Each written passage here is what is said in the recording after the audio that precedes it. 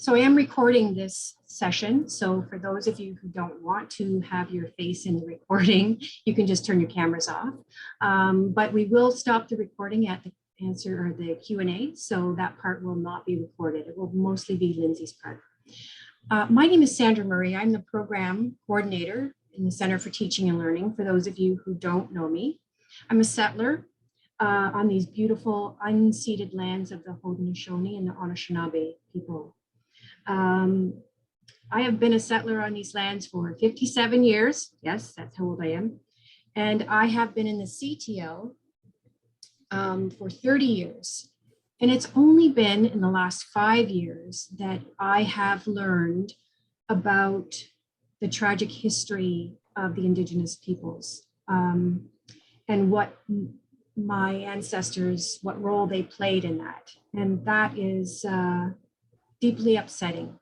So I feel it's my responsibility now to help undo those injustices in whatever ways that I can. It's not easy, and I don't know exactly what steps to take, but I'm learning as I'm going. But I do have that commitment that I will help to undo what has been done in the past. I've learned so much from the Indigenous people. I love doing the wampum string exercises, so deeply beautiful and symbolic. And I'm just grateful to learn about so much more. So on that note, I would like to hand it over to Lindsay. And thank you so much. Thank you, Sandra. Your land acknowledgements are always so beautiful and so meaningful. And I know that you also put in the work to do that work. So I'm grateful for that too. So today I will start off by introducing myself as well. So I'll introduce myself first in Mohawk and then in English. So Lindsay Yunkit, Steno Brant, de Waxanazare, Gandeke, Nida Wageno, Ganyoke Haga, Niwakonjodo. So what I said is my first name is Lindsay, my last name is Brant. I am from Gundeke, which is the place name for Tyendinaga Mohawk territory. It translates to on the bay. We live along the Bay of Quinte. I also stated that I'm a member of the Mohawk Nation and my clan is Turtle Clan. I sit with the turtles in Tyendinaga. So that's a little bit about me personally. Professionally at Queen's, I have a few different roles. My main role is in the CTL, educational developer, Indigenous pedagogies and ways of knowing. I'm also an adjunct lecturer in the Smith School of Business. I teach a course called Relationships and Reconciliation in Business and Beyond, and that's co-taught with Dr. Kate Robotham. We've been offering that for the past few years. And then I also am a PhD student in cultural studies. So lots on the go, but lots of perspective to share with you all today as we kind of embark on this journey together, recognizing that we're all at different places and spaces along the path, but this is just a glimpse about what the path can look like and what it might mean or what it might feel like or look like for each of us. So I will kind of set out initially my thoughts around decolonization and indigenization and what that looks like at Queen's, how we might go about defining those things or thinking about them or conceptualizing them. And then I will pause for Q&A at the end. I would like to highlight too that there's a live transcript button at the bottom of your Zoom screen, and you can click that if you'd like to have closed captioning. I think I've mostly said all of the Mohawk right now, so that it won't be come out as a mess in the captioning if you turn that on now. So we will kind of go through this together. I'll mostly be presenting to you for the first portion and speaking to you. I'm only on one screen, so I won't have access to the chat, but please engage in the chat as I speak if you wish, and then I'll catch up at the Q&A and I can address any questions in the chat, or you can have a chance to raise your hand or grab the mic at that time as well. But I'll start by sharing my screen and making sure that you all can see that. Okay, I think we're good to go. And so we'll get started. So the presentation today really does focus on decolonization and indigenization, finding our way along that path and what that looks like. Hi. Okay, and then so what is decolonization? I think it's important that we spend some time thinking about that, unpacking that, and recognizing what that might look like or feel like or mean to each of us. And so this is a very kind of more broad definition of what that looks like. It's an arduous task to define because there actually are so many contexts and understandings and viewpoints about what it can and should mean and or what it doesn't mean. And so understanding what decolonization means really comes down to, in my mind, of understanding how we understand colonization and our place within that process. So if we try to understand or at least have a sense of what colonization is, then we can begin to view decolonization as the undoing or unlearning of the colonial mindset. And we can create space for Indigenous ways of knowing to emerge, including social, political, spiritual, cultural contexts and worldviews. And we can allow that resurgence and emergence of those things again within our institutions, within our lives, and within our spaces and places that we share together. So this is really a journey of us embarking on this together, reimagining life, reimagining teaching and learning, and our place within all of that, with the goal of not reaching a destination, but through thoughtfully and continually looking inward and outward to find our place along that path, and to continually move forward, recognizing that there are times when we may feel like we're falling behind or stepping back, but then to continually work towards stepping forward and moving together in this process. So a little bit about some technical like dictionary definitions or like more standard definitions that you might come across for colonization. So colonization, according to Google Dictionary, is the act or process of settling among or establishing control over the Indigenous people of an area, the action of appropriating a place or domain for one's own use. And then another source is decolonized.com, which is a great resource as well that talks about why decolonization is important. Many people in Canada believe that colonization is something of the past. The word brings to mind ships filled with spices, explorers looking for a new world, and direct rule of colonies under a royal house like that of the British Empire. However, to most Indigenous peoples within Canada, colonialism is not a legacy from long ago, but rather a lived reality that continues on today, carrying with it the traumas of the past, yet also perpetuating new ones into the present.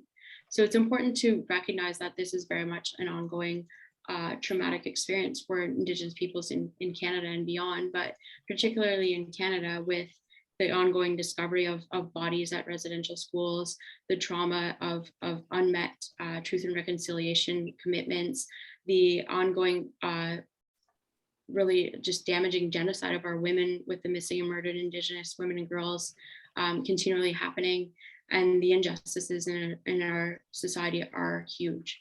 But there's also a lot of great work being done to reverse that. And it's hard sometimes to see that and to keep that hope alive that there is change happening. But I'm hoping that this presentation will provide a mix of like the stark realities, but also the action pieces that are happening and that you all can begin to take up to ensure that it continues to happen. So what I like to do is actually envision what it would look like for new ships. So we envision these very like the Christopher Columbus, like those the emergence of and the settlement that happened, and that very like that process of that calls to mind all those things. But let's imagine sailing new ships, and what would that look like to do that? So I've broken it down into 4 ships: relationships, partnerships, mentorship, and allyship. And those are the 4 ships that I feel we need to begin to sail and move together to make reconciliation and decolonization and just righting of past wrongs happen. So these are the ways that we can achieve that, and we can explore that together and talk about those ships and our commitments to those a little bit later on. So what does decolonization look like at Queen's? I think it's important to get a little bit of a snapshot of what that looks like right now and what it has looked like in the past and how far we've come and maybe how far we have yet to go.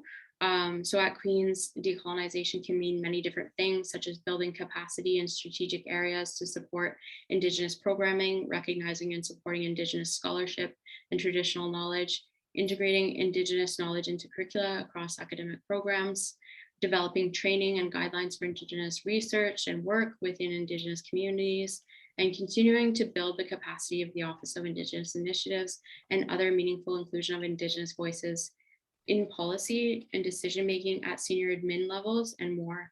So this means continuous engagement and integration of those calls, Truth and Reconciliation Commission calls to action, and our Queen's own report, the Extending the Rafters report, which you can find at the link here, and I'll share these slides after the presentation as well.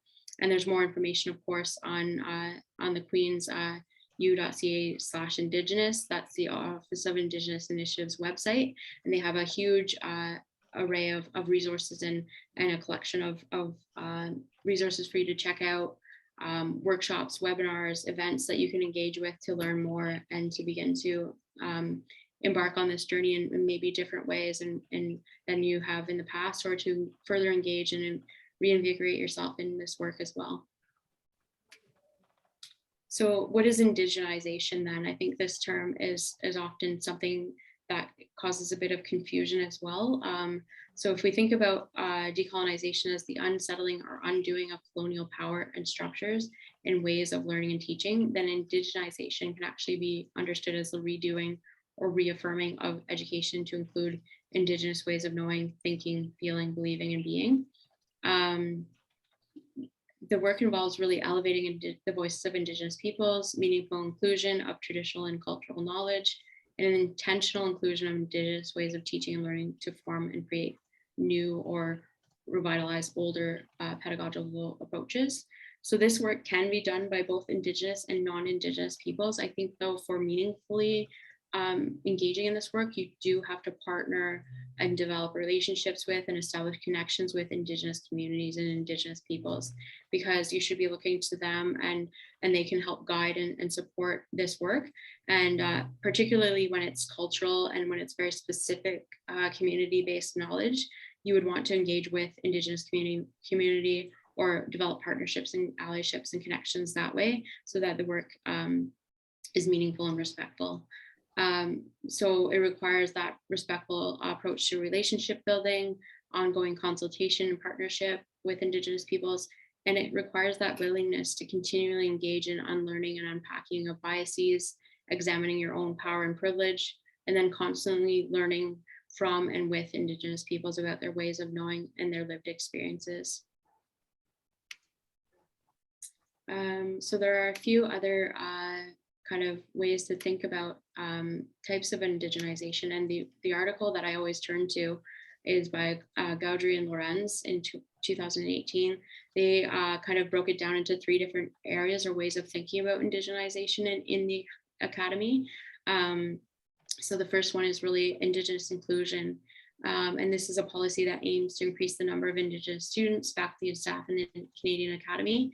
And consequently, it does so largely by supporting the adaptation of Indigenous people into the current, often alienating culture of the Canadian Academy. So that's like the initiatives to hire more Indigenous staff, faculty, the recruitment of students, and the changing of kind of the dynamic or the makeup of our institution and what that looks like. And then the second piece is reconciliation and indigenization. So they said that this is a vision that locates indigenization on common ground between Indigenous and Canadian ideals, and it creates a new, broader consensus on debates such as what counts as knowledge, how should Indigenous knowledges and European-derived knowledges be reconciled, and what types of relationships academic institutions should have with Indigenous communities. I think we're definitely engaging in the first 2 at Queen's, and that's a continuous process. That's not something that you can just check a box and say that we've done. We need to continually work on those things and foster those connections and those relationships and have conversations ongoing about these things. The third one is decolonial indigenization. So it really envisions the wholesale overhaul of the academy to fundamentally reorient knowledge production basis based on balancing power relations between Indigenous peoples and Canadians, transforming the academy into something dynamic and new. So there's a lot of debate around this. Is this possible? Is it possible to decolonize a places and spaces like Queen's and like other higher ed institutions that are so foundationally built on colonial structures and Western ideals and ideologies and methodologies? And so how can we fully decolonize an institution that's very Western in nature. There are many that believe that's not possible. There are some that believe that it is achievable in some shape or form, and then there are others that are kind of in the middle, and that's kind of where I see myself, is in the middle. I know that there's possibilities and ways that we can create change.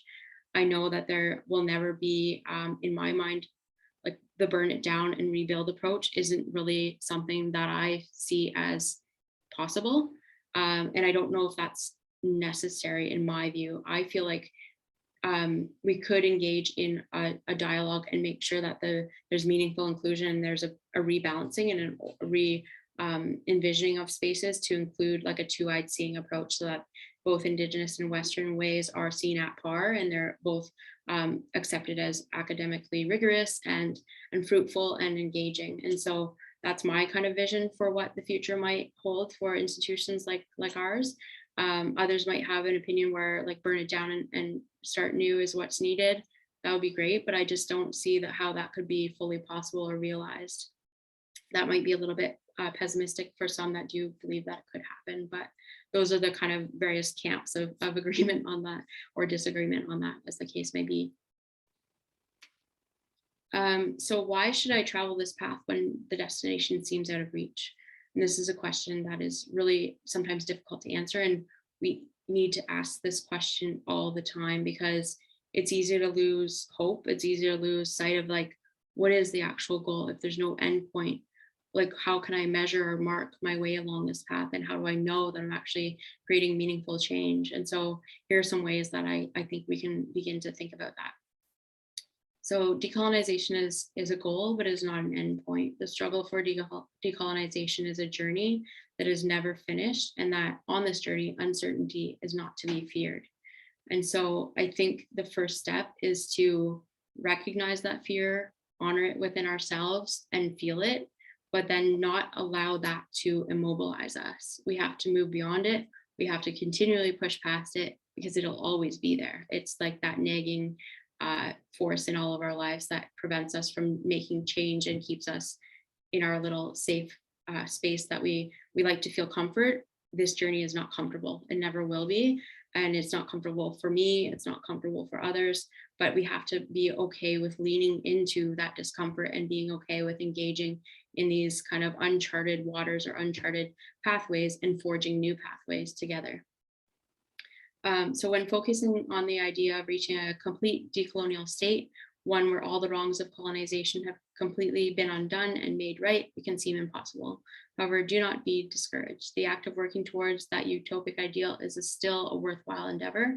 The true goals of decolonization are to center and uplift Indigenous voices, to really challenge the oppression of Indigenous peoples and be aware of it, to really know the truth and learn the truth of this, the history of this country and these lands that we now share together, to advocate for Indigenous rights, sovereignty, and land, to really advocate for Indigenous children's access to education, healthcare, support, promote and support Indigenous ways of knowing, protect the land and water, and to be cognizant about sustainability and global warming and climate change and all those things, and to really combat and consider stereotypes and promote intercultural understanding through education, and to not be afraid to address those things when they come up, and to engage in conversations to kind of shift perspectives around those things.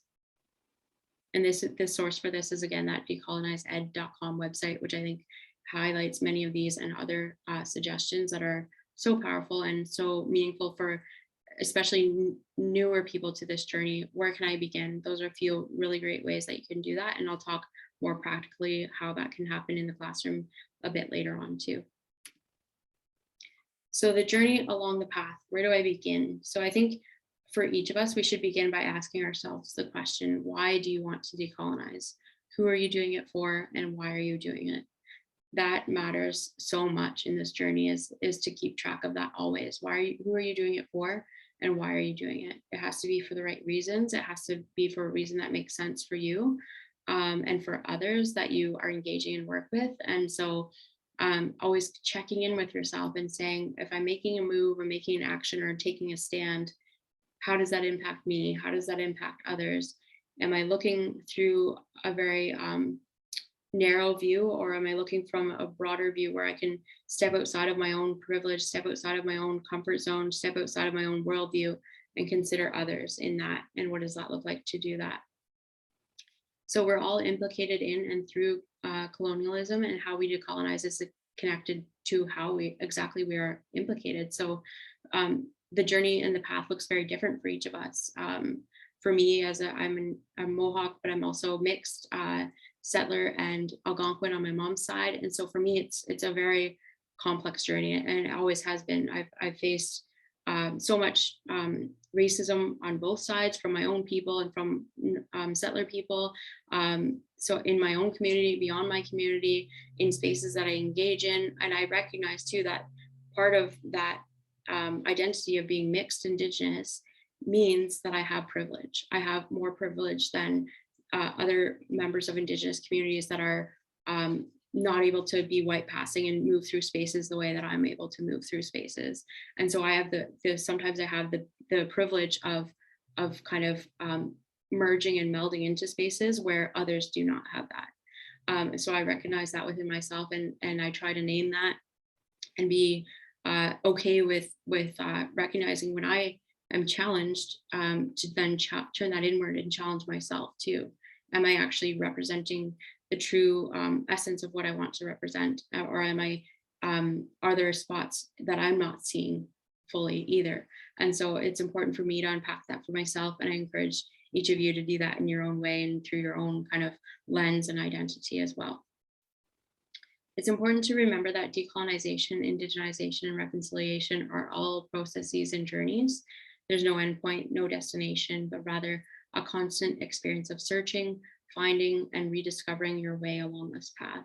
And like I said, there could be setbacks. There could be times when you feel discouraged. You feel like I'd rather just get off this path right now and not move any further. But those are the moments when you need to like gather up some strength and move forward, because that's actually probably telling you that you're being pushed, or you're being made to feel discomfort for a reason.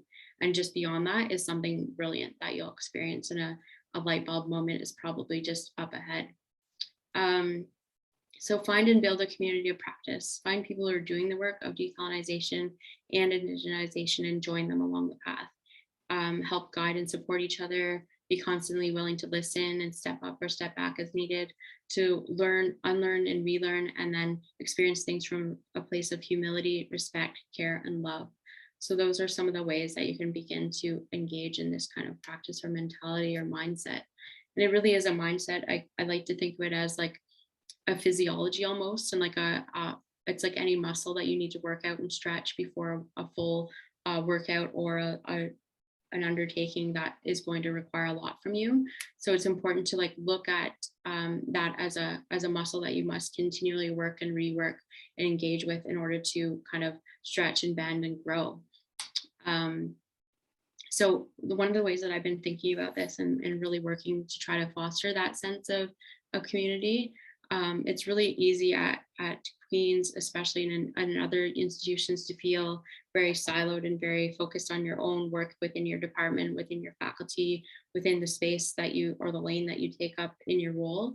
And it's hard to like look up sometimes and recognize that there are other people around you that are doing similar work that you can engage and collaborate with. And so I've been trying to bring people together as much as possible in community of practice.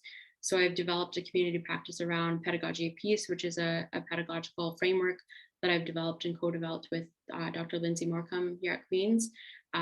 She provided a lot of insights in terms of the Anishinaabe perspective. She was like a sounding board for me when I was testing out this idea and developing the framework. And so I've done a lot of work on that. That's actually the work of my PhD work right now.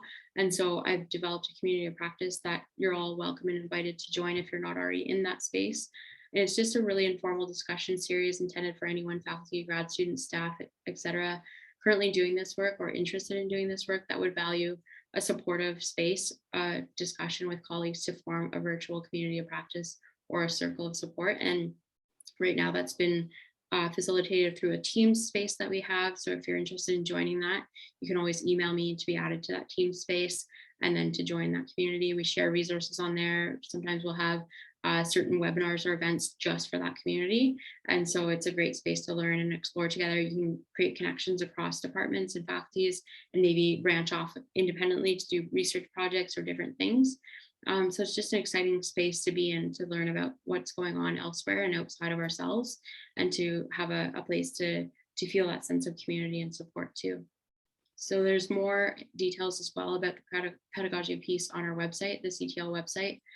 So I've linked to it there too. And like I said, I'll share out these slides so that you have links to all of these resources, and you can go from there. So here are the references from the presentation today, the Gauger and Lorenz article, which I highly recommend. We have many resources on Queen's Teaching and Learning Center website. So we have like decolonizing and indigenizing. What is that? A more extended version of an article that a few of us here work together on. And then the Office of Indigenous Initiatives website, where there's many events going on. There's updates all the time on initiatives across campus. And then there is a conversations on decolonization module available through Health Sciences website. And I believe it's like there's a formalized version where you can log in with your net ID and get credentials for it as well. But if you want to just take a look informally at it, you can access it at that link and then decide if you want to pursue the credential option as well. So I'll stop sharing. That's it for the formal presentation. And I